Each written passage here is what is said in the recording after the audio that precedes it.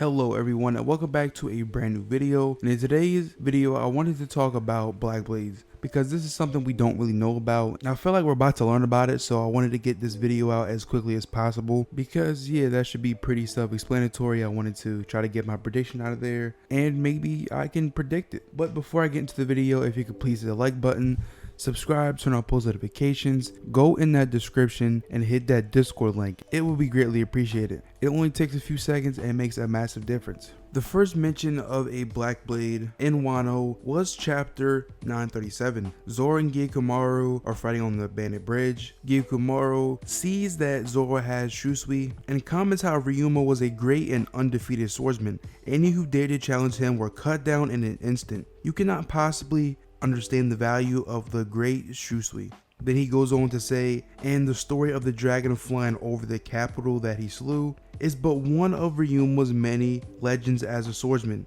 Shusui is a black blade. It was forged through Ryuma's history of battle. And then Zoro stops and comments and says, you said forged? I was wondering about that. Do you mean its black color came from and then he is cut off? And this brings up a huge question because throughout the story, since we met Ryuma and found out that this whole black blade thing was a factor in swordsmanship, we have been wondering ever since. And I think I may have figured it out. In chapter 955, the Tengu mentions how Enma is not yet forged into a black blade. Depending on you, its rank might yet be raised. So what does all this mean? It's been mentioned multiple times and not a really clear, concise answer that even the people that are talking about it might not know about. But I think the overall answer is killing. Well, specifically killing people in like a struggle, a very high struggle, because I think that is what is going to separate people like Mihawk and Ryuma to other top tiers, and will make it come full circle and explain why these other top tiers don't have a black blade but them two do. And what is my reasoning for this? What do I mean by,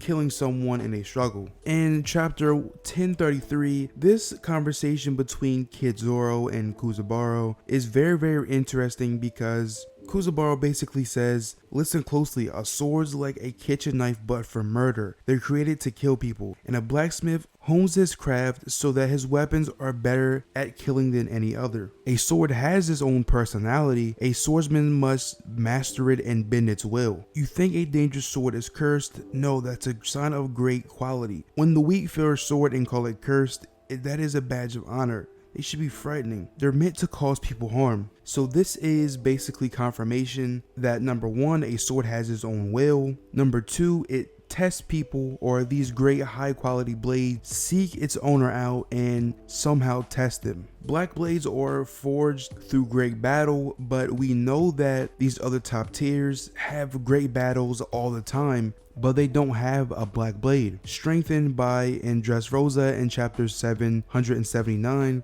Mihawk even flat out states that every weapon can be turned into a black blade like mine, so there has to be something that separates them. And in my opinion, it would make perfect sense if killing top tiers or just someone who is on a crazy strength level is the actual thing that makes something become a black blade. If you think about it, in order to actually try to obtain Mihawk's title, Zoro went to him to actually train him, and Mihawk flat out says, why would I train you to try and kill me? So this implies that whoever is coming for this top spot, if they actually formally challenge him or try to duel him, maybe not duel, but if they try to challenge him for the spot, that they will go into one of them as dead. And this could be Oda just not including them, but there aren't a lot of people that actually want to go for Mihawk's title in the world. And we know that Mihawk went all around the world from his vivid card and challenged every single swordsman that he could find. And well, we don't know many swordsmen in the verse that actually want this title. So, you can put two and two together and that'll equal for a lot of killing. And there is bound to be strong people he met along the way that he might have had some crazy clashes that went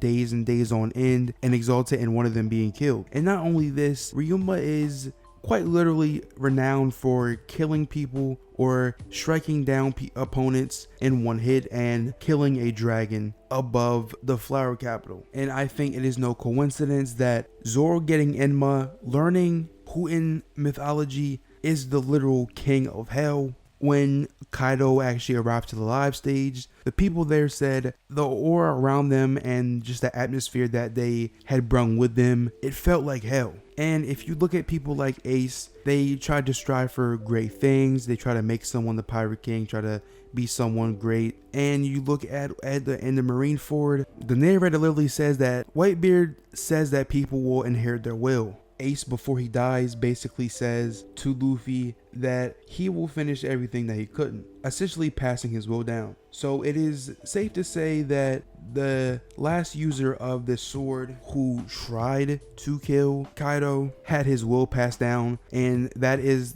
what is currently going to happen with Enma testing him. I'm not saying anything because, you know, there's a lot of agenda going around, but, you know, I ain't saying what I'm saying, but if you think I'm saying what I'm saying, I'm saying it, you know what I'm saying?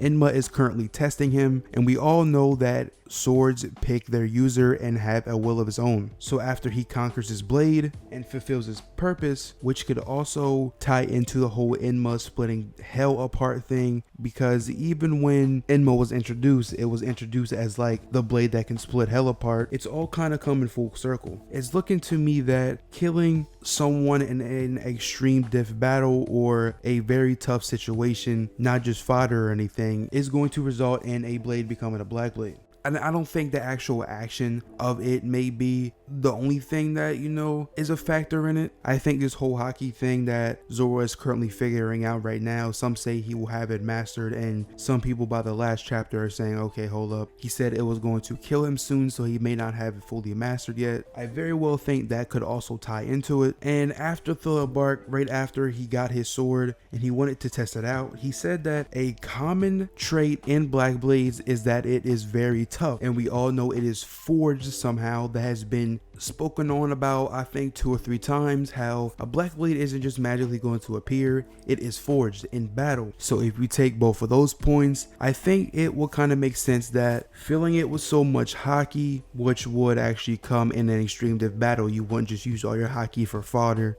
Even the breath of all things can come into this if you learn every single breath, every single thing to cut, every single breath of every substance, of every texture, of everything. You can learn how to cut everything, and that may also upgrade your blade. I think all of these will come full circle somehow. It is not up to me, but it's up to Oda to actually, you know, pull all of this off. Going back to the Gyukomaru fight, it is very interesting that after Gyukomaru says, okay, they were forged in battle, he cut people down in one hit, and he killed a dragon over the Flower Capital. Zoro says, oh, so that's how it's done. Did you say forged? I've always wondered about that. Is that how it's done? That right there is very interesting and just leads me to believe this theory full circle. If you think about it, that's what ultimately separates Mihawk and Ryuma from every other top tier in the verse. People like Shanks don't really go out of their way to kill. People like Roger, Whitebeard, any other top tier with a sword, they usually don't